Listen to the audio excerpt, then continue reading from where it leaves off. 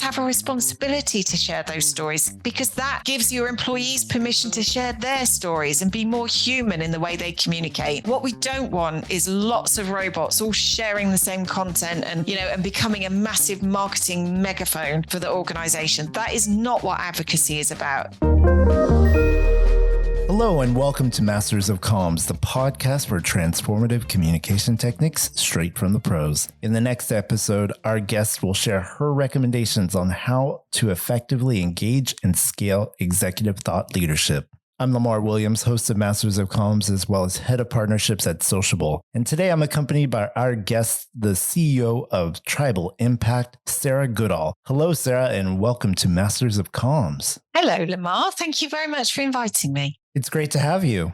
Sarah, would you mind taking a minute just to tell us who you are? Yes, of course. So my name is Sarah and I'm the CEO and founder of an organization called Tribal Impact. And I'll tell you a little bit more about them at the moment. But my background is marketing. I've always worked in marketing in the tech sector, working for organizations like IBM, Hitachi, and most recently SAP. But I left there in 2015 and set up Tribal Impact. Oh, great. And tell us who Tribal Impact is. We are a professional services and training organization, and we specialize in activating employee voices on social media. So we focus on B2B organizations only because they typically have a human-to-human sales process, which is longer, more complex. But we support organizations across lots of different industries, including manufacturing, legal, telecommunications, IT service organizations, and we help activate employees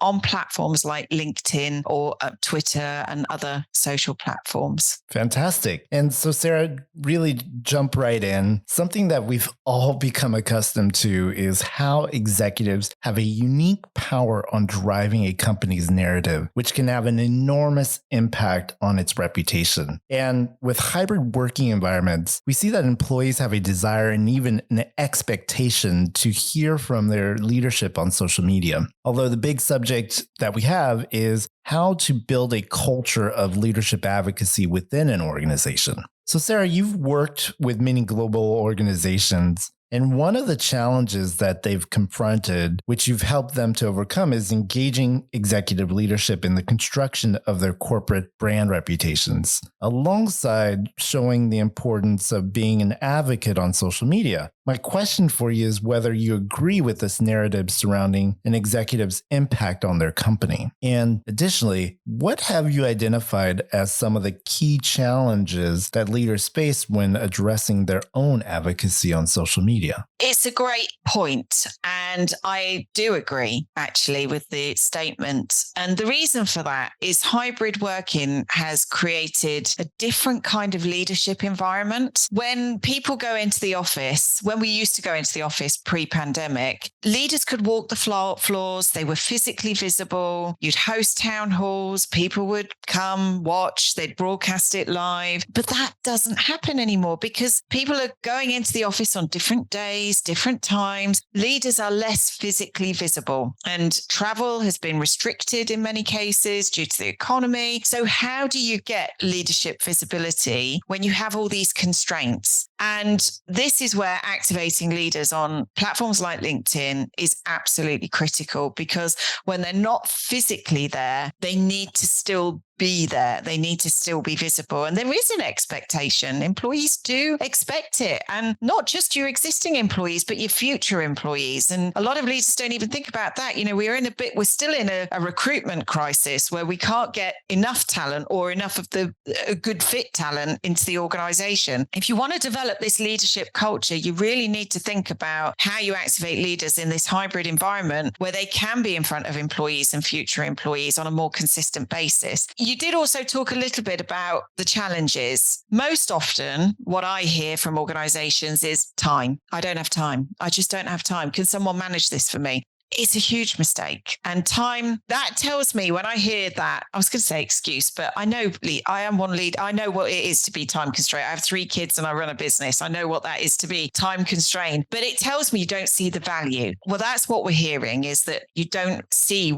the value that you'll get from it. And that is the key part. And I think when it comes to activating leaders, when we work with organizations, what we tend to do is we try to understand what they're trying to achieve from it and relate the impact they will experience back to their role. So, for example, if you're in a marketing leadership role as CMO, then what is it that you're trying to do as a result of your role? And then tie the value impact back to that. If you're in a CFO, what's the value impact of your role? And then try and communicate, being on LinkedIn and being present, how that will do it. A great example is I work with an executive in a chemical manufacturing company, and his sole goal was to recruit talent in Asia. He said, I've got a real talent problem. I cannot get enough people. I cannot get enough applications. And I was like, okay, if that's your goal, this is what we need to do. Here's your content strategy. Let's get a good, consistent format going. And he actually said after 6 months, he said, I have more than enough applicants now, because we did a very focused approach based on the goal that he wanted to achieve. And he achieved that goal.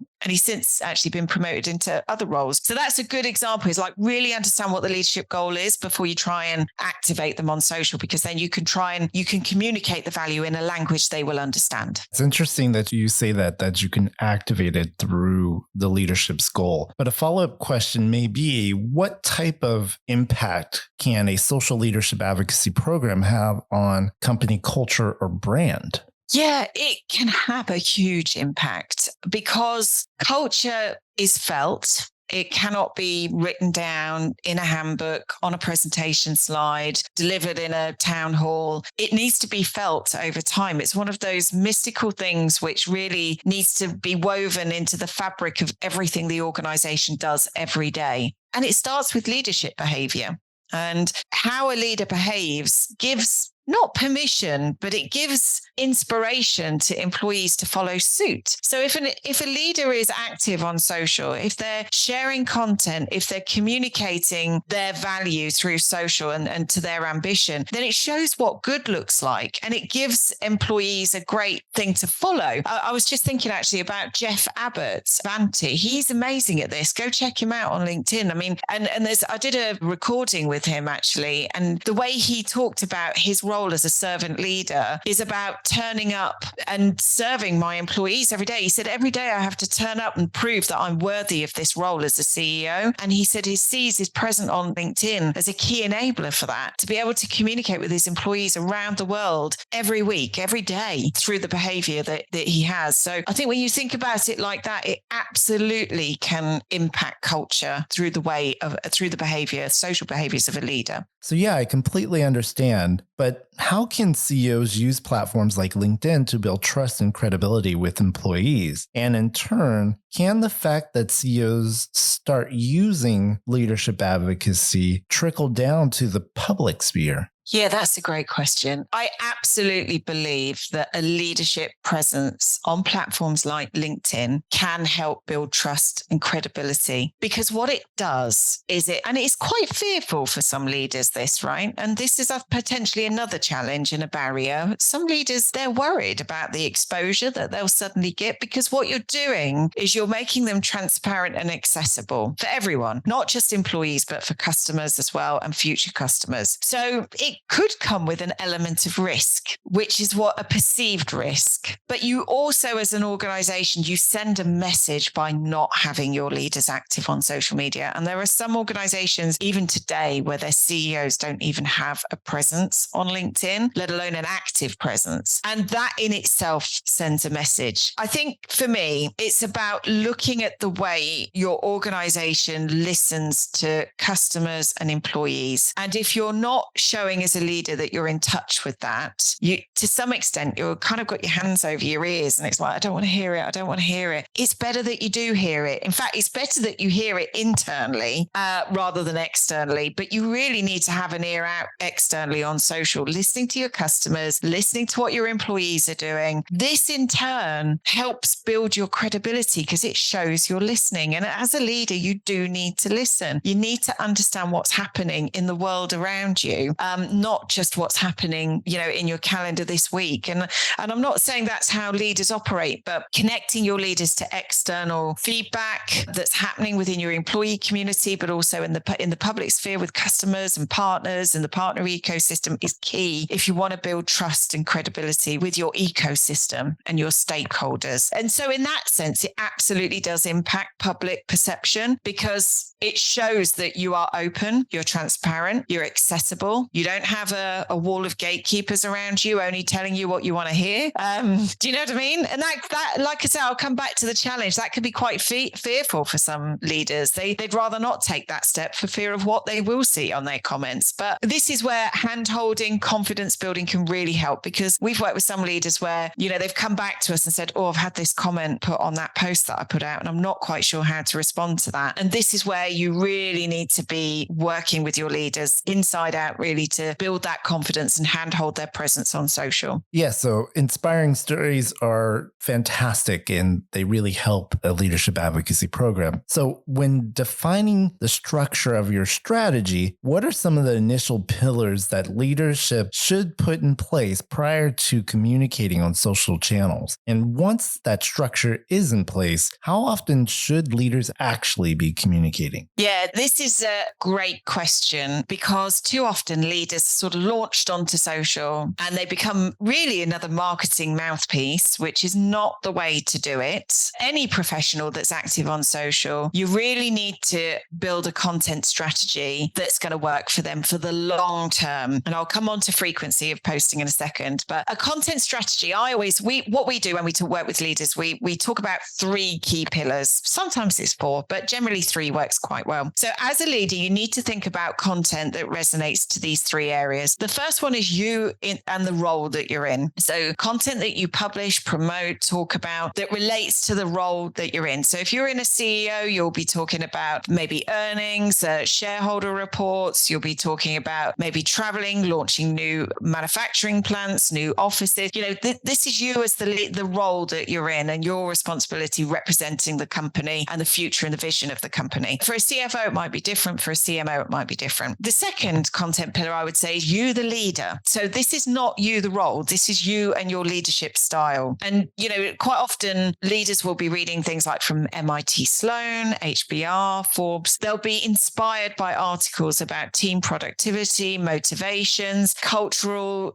research. This is about you, the leader, and understanding your leadership style. And this is the pillar actually that will attract your future talent. Because if you're talking about these kind of topics, your future talent will be thinking, I want to work with somebody who believes in that and thinks like that and communicates like that. So that's the second topic. The third one is you and your passions. Now, for some people, that might be, I know someone at Microsoft actually who he loves sport. So his role in Microsoft as a technology person, and then he relates that back to Wimbledon and technology and how they use it to do performance and Formula One. And so he loves that. So that brings his passion in. From my example, I have a daughter who's autistic and another one who's dyslexic. They're personal passion topics for me that I know that we need to talk about neurodivergency in the workforce. So what is your passion topic that you want to include? So they're your 3 pillars: the role, you, the leader, you, the passion topic. You talked about frequency and consistency. I would always say it's really important. It depends where you're starting from as a leader. Don't go into 0 to 100 mile an hour straight away. I've worked with some organizations where communication professionals, they said, right, we're going to get this CEO online. We want them doing a LinkedIn Live in a few weeks' time. We're going to do blogs every week. And I'm like,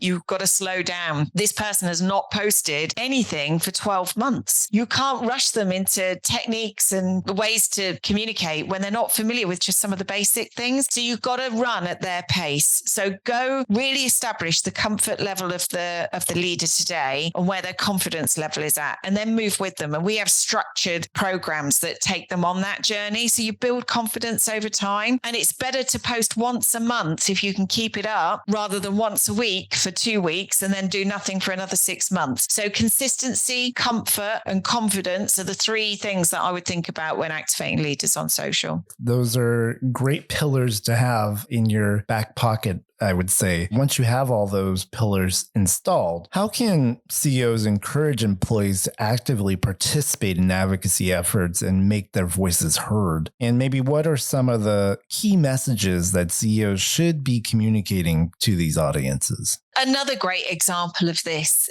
is Bill McDermott from ServiceNow. He's the CEO of ServiceNow. I've experienced this firsthand. Bill is brilliant at doing is listening and engaging with employees on LinkedIn. He doesn't do it very often, but just by the fact that he does it shows that he's listening to his employee community. And sometimes I'm sure he left a comment against somebody who had a work anniversary at ServiceNow, and he left a little comment, and it was just it leaves such a great impression on employees when CEOs bother to do that. And this actually happened when I worked at SAP years and years ago, where Bill left a comment on one of my posts, and he just demonstrates this behavior so well that it is him, and he's actively listening and engaging on a public platform with his own employee community. I mean, how cool is that? Leading by example. Really, it comes back to the culture conversation that we had earlier. This is the sort of thing that needs to be felt. You cannot tell people to be more active on social. We've seen it time and time again. The impact on social selling and employee advocacy programs is raised higher.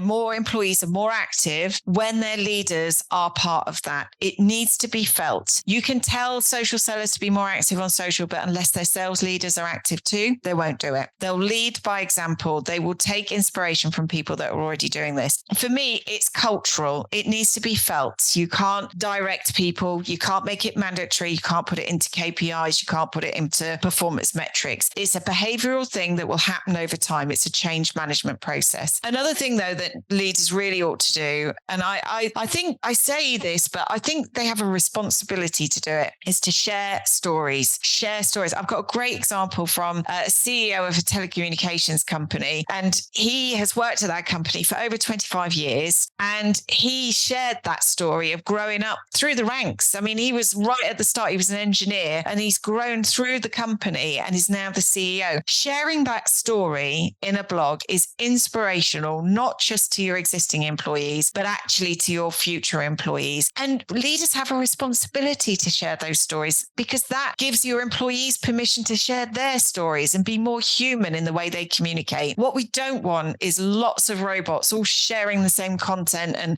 becoming a massive marketing megaphone for the organization. That is not what advocacy is about. It's about getting the collective voices all singing from their own hymn sheet, but actually, as a unified organization, it just sounds wonderful and in tune, because that's what culture is. It's the collective voice of all your employees singing together and singing a beautiful tune, but they've all got their own parts to play. Completely agree with that. Everyone's singing to the same tune, but having that collective voice and not the divergence that we may see. But with that, we're always in need of some form of measurement to know what's working and what isn't. So are there ways that you would recommend measuring the activities of a leadership advocacy program, and what KPIs should be put in place to know that what has been communicating is going to have an ROI?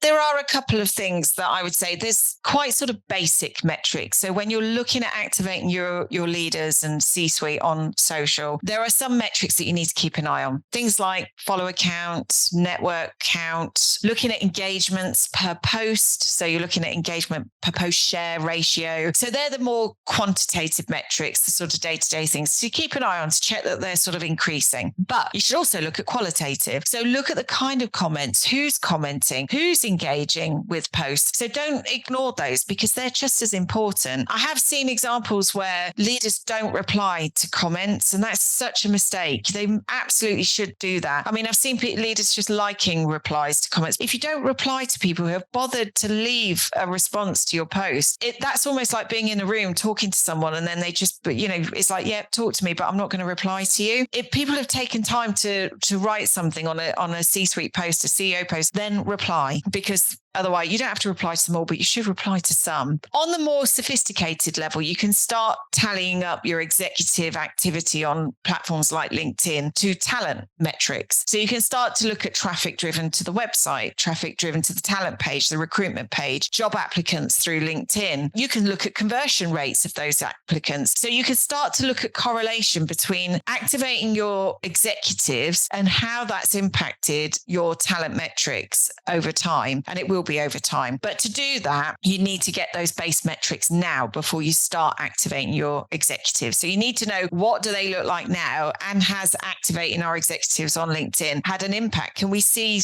a correlation happening here? So yeah, they would be some of from the very basic to some of the more sophisticated that we've seen.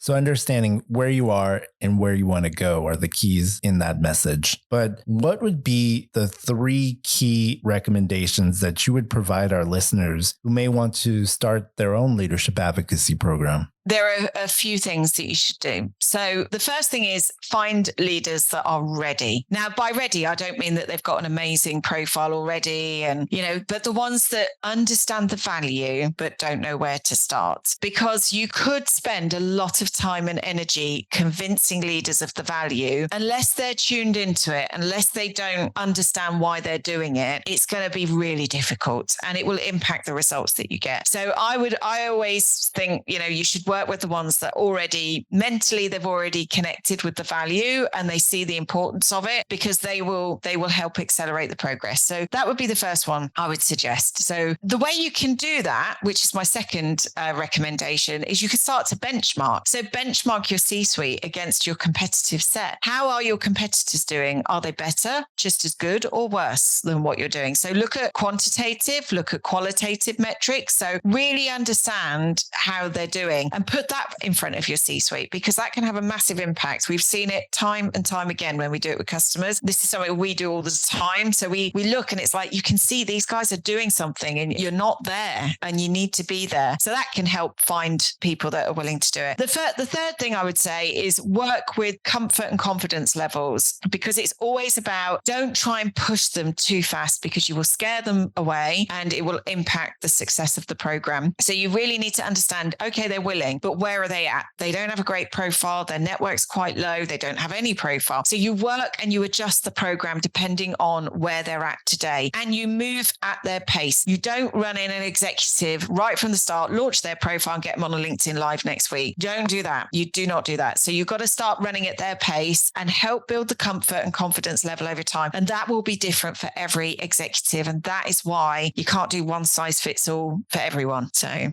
fantastic recommendations. Thank you. But we've almost come to the end of our podcast. And Sarah, I had just one final question that I enjoy asking all of our guest experts and masters of comms. Would you mind sharing with us the title of a book or a film that had a significant impact on you recently, and why? Wow, I read lots. I listen to books actually on Audible when I go to the gym. So it's a hard one, this. There are a couple, I would say, business book wise. Well, not business book wise. The Midnight Library is absolutely brilliant. That's a novel, but it's a powerful one that talks about, decisions in life and how that can impact what you do, and gratitude, basically. So that's a really good one. I love that book. But there are a couple of business books that I've read. A Beautiful Constraint, which is fabulous. It talks, there are 3 types of, they say people, but then they say it's behaviors, actually. 3 types of behaviors. If a constraint is put in the way, there are some people, it's like, oh, we can't do that. Let's reduce the goal. Let's move away from this. Then there's the others, which is like, no, we'll go for the goal, but we'll do it differently. And there are others that will look at that constraint and say, do you know what? I reckon we could beat that if we do things radically differently. So a beautiful constraint is looking at constraints in a different light, not as a limiting factor, but as a motivating factor. So I love that one. And another one is Atomic Habits. I love this book. It's all about getting rid of negative habits, but introducing positive habits. And it talks about habit stacking. So if you want to start doing yoga, tie it in with something that you really enjoy. So maybe I'm going to treat myself to a coffee after I've done my yoga routine. So it's all about introducing habits over time in little ways. It's brilliant. It's a brilliant book. Yeah, I read lots of books. books. Fantastic. Atomic Habits, Beautiful Constraint, Midnight Library, all that should be in our libraries. Well, Sarah, thank you so much for joining us today. You're very welcome. I've really enjoyed it. Thank you, Lamar. This has been Masters of Comms, the podcast for transformative communication techniques straight from the pros. Follow us here to get the next episode. See you soon.